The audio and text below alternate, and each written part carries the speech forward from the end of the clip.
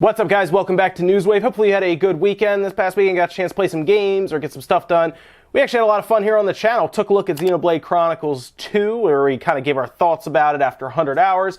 And then we also did the Spawncast. You can check that out on SoundCloud and iTunes currently. And then, of course, took a look at the world of esports. If you missed any of that, it'll be up in the card up here at the top of the video. But today we have some fun stuff to go over. The possibility of Crash on the Switch and even PC, the Insane Trilogy, seems to be more and more concrete, which is kind of neat because that's a pretty cool game that I think more people should get a chance to look at. And then Mr. Kimishima himself said he wants to support the Switch longer than the traditional 5 to 6 years. We're going to talk a bit about that too, so let's get started. Now, in an interview with Nikkei, which of course is the Japanese publication over in Japan, they talked to Tatsumi Kimishima about a bunch of stuff. They talked about how well the Switch is doing, what's up for the second year, his retirement plans even. So apparently Kimishima is wary that, hey, retirement could come at some point, and you're planning it around because a company has to be ready if somebody retires. We saw it pretty recently, obviously on the Sony side. So in that case, you need to be ready. But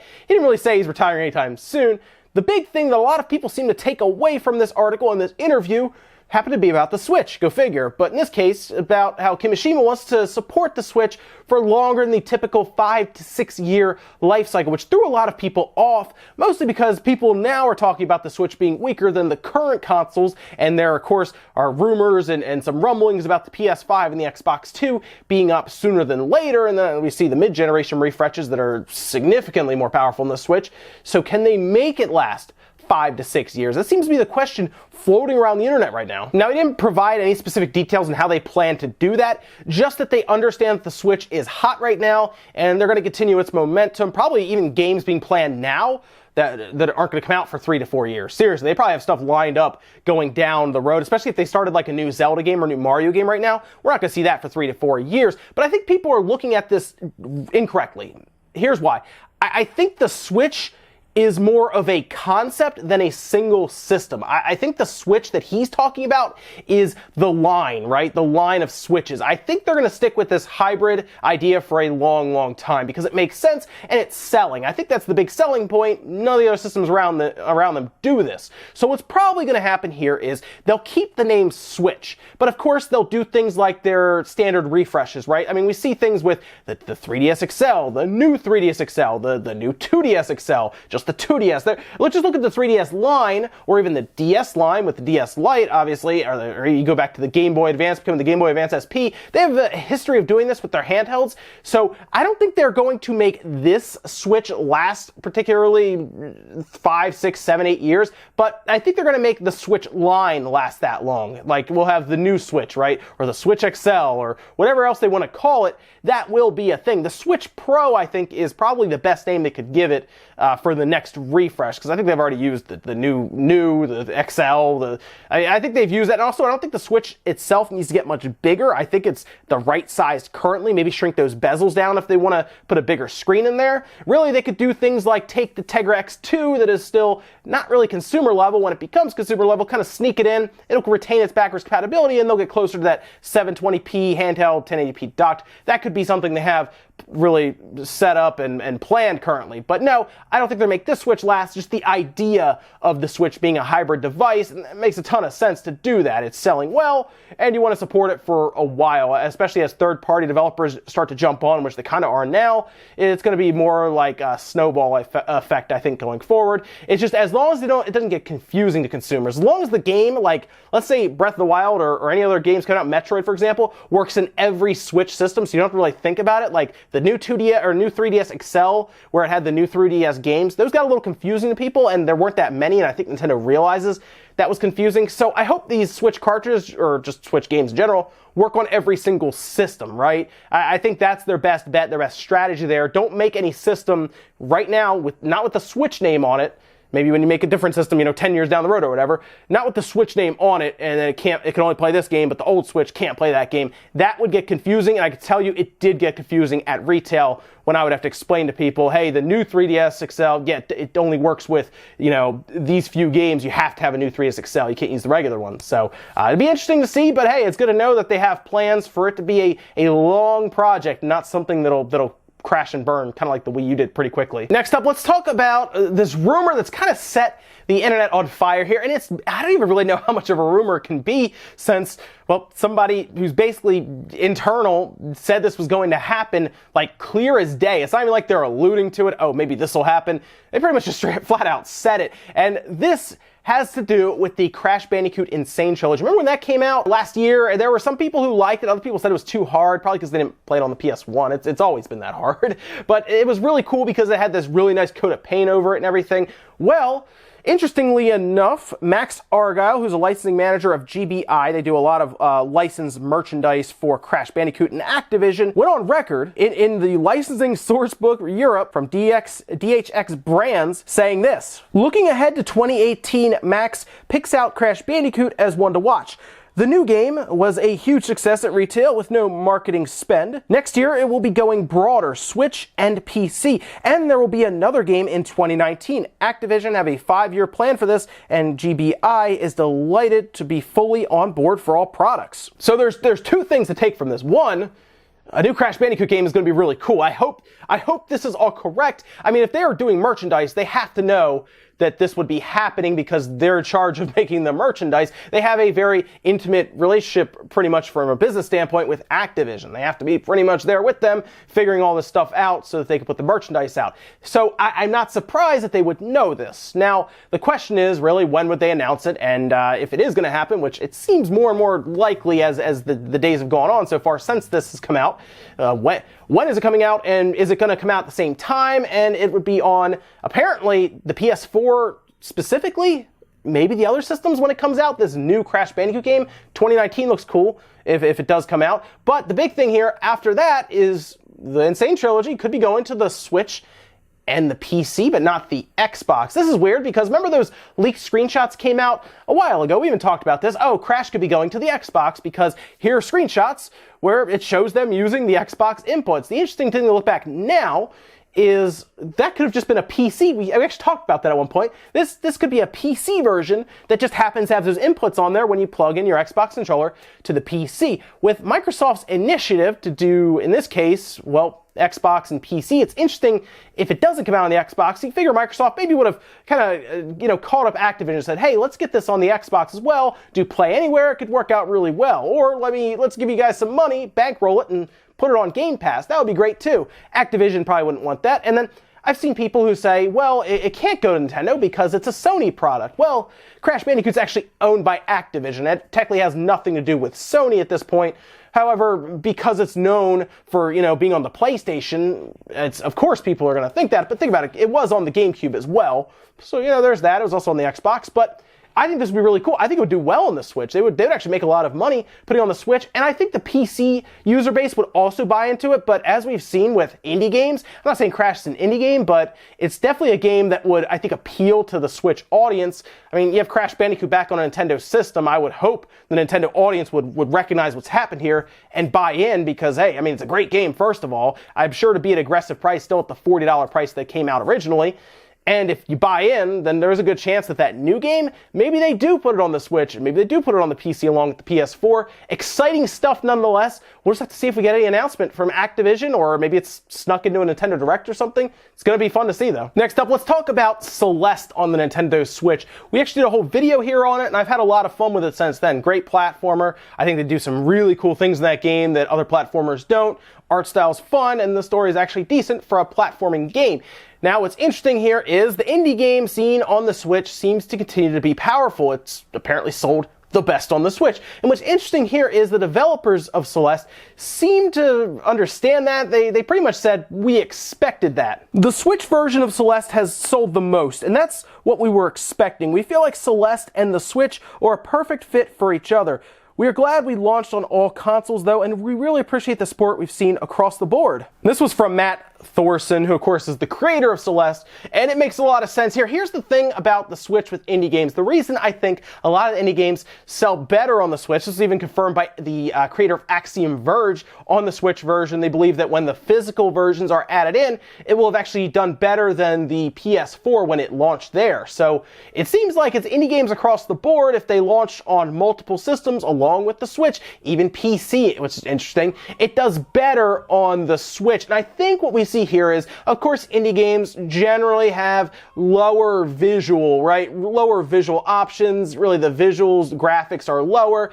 But the Switch seems to fall right in there to where it'll play the indie games the same as a PS4, same as the PC. In most cases, I'm sure the people who maybe push something like Celeste to like 144 frames and 4K, but for the most part, it plays the same on the Switch as it does on the other systems. So some people look at that and say, well, I guess I'll just get it on the Switch because then I have it on the TV and I have it portably. It's kind of this, it has more value to it, even though the game's the same, but the fact that you don't have to stay at home with it, you know, or you can take it with you places. A game like Celeste, where you can kind of pause and stop and save at the beginning of any screen, that helps a lot. So I think we're going to see that with indie games. If there's no real difference in visual quality between them or even performance, it probably will sell best on the Switch. And I think at this point, I mean, the Celeste developer said, yeah, that's what we were expecting. I think a lot of them are going to start expecting that, which means either it's going to come out the exact same day as other systems, or what's interesting, it'll probably start coming out first on the Switch so they can get their money and recoup some money right away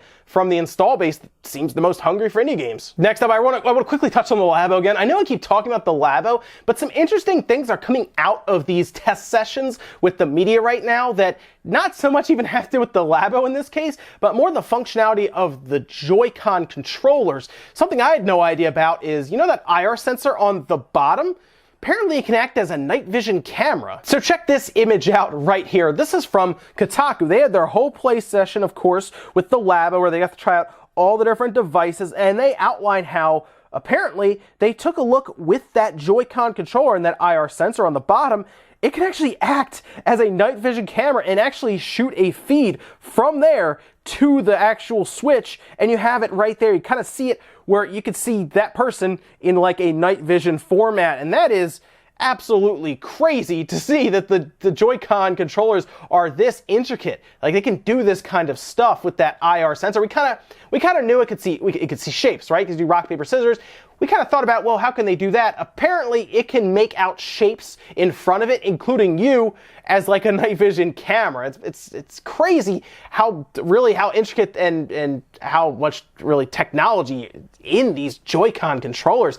I thought it was just an IR pointer, as most people did, and maybe it can just see shapes, but apparently it can act as a camera. Who would have thought that? It's weird, the stuff coming out from the Labo right now, the sessions, they don't even have so much to do with the Labo itself. In our last bit of news, let's talk about what could be a big potential change for Windows devices, specifically ones that come with Windows preloaded. You can still buy Windows separately if you build a computer, but some people will buy, you know, you go into Best Buy and you buy a laptop, or you order it from Dell or HP or Acer or whoever, right? You order, or you go on something like iBuyPower and you just buy a custom gaming computer because you don't want to build one, and hey, I'll just have someone build it for me. That's stuff that happens every day, right? In this case, Microsoft is doing something a little odd here. Now, it makes sense from an outside perspective, a business perspective, but is it really best for consumers, specifically gamers, for this to happen? And that is, apparently they're going to start using Windows 10 S, or an S mode, that will then be built into these operating systems that are being shipped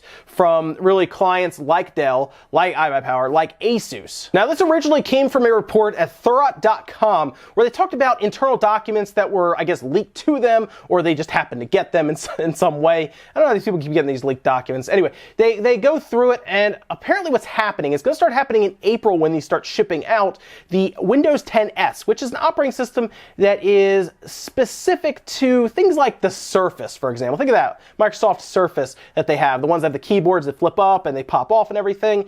That has Windows 10 S. Now, what does that do? Well, it means you can only get stuff from the Windows Store. Specifically, certain EXEs won't load. Specifically, they try to keep you pretty much tied to the Windows Store. Now, apparently, any of these Windows 10 Home, Professional, they're going to have S mode enabled by default, which means, well, if you buy it, you're going to be tied to that. Now, according to these documents, you will be able to turn that S mode off for the home version, you could just apparently go into options somehow and turn it off. But if you have the Pro version, you actually have to upgrade just to Windows 10 Pro for $49 to really get rid of this I guess, this S mode that kind of keeps you within the Windows Store. Now, to go further into that, from Thurrott.com, they also provided a bunch of different levels that Microsoft is kind of leaning on these creators, like these manufacturers of laptops, of desktops, of gaming computers. And you'll see some of the levels here, which kind of starts at the top with entry, then value, then core plus, and then advanced, with advanced having more of the gaming, I would say. This is definitely more for the gaming field here, or even content creation, rendering, things like that, because it starts with like the Core i9, Core i7, Threadripper, the AMD FX or Ryzen 7 chips, and the pricing does vary. Advanced at $101, the Core Plus at $86.66, the Core at $65.45, the Value at $45, and the Entry at $25. This is all for any of those manufacturers of computers. Now, they also want these partners, Dell, Acer, Asus iPower, they also want them to do things like set Edge as the default browser. They want them to install the LinkedIn UWP app, the pre-install Office, and then they want to limit things like app pinning to one legacy Win32 app on the desktop, one legacy app on the taskbar, and for the start menu, and then they want 25% Win32, 75% Microsoft Store. So Microsoft is clearly trying to, they're getting there. They're trying to slowly make it so that the Windows Store is the store. If you have Windows, which 90% of us do, they want you to use that Windows Store, nothing else. They don't want to, they kind of want to, this is interesting because Windows has always been pretty open. It's been a pretty open platform, right? And it's been good for gaming that way. Valve has pretty much made a ton of money from that. But what if in 20 years, Microsoft, it's a long roadmap, right?